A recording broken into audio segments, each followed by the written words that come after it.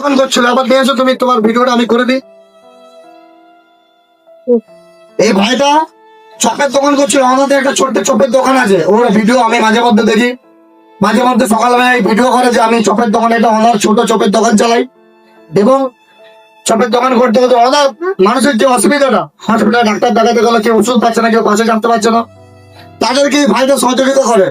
ওই যখন খবর পেয়ে যে 1,20,000 কিলোমিটার দূর থেকে ওনাতে এসছে একটা ছোট্ট বাচ্চাকে, এই ছোট্ট বাচ্চাটাকে বাঁচানোর জন্য স্ক্যানারটা দাও, তা আমরা কেন এখানে বসে রাখবো, ওই জন্য ও এখানে চলে এসছি।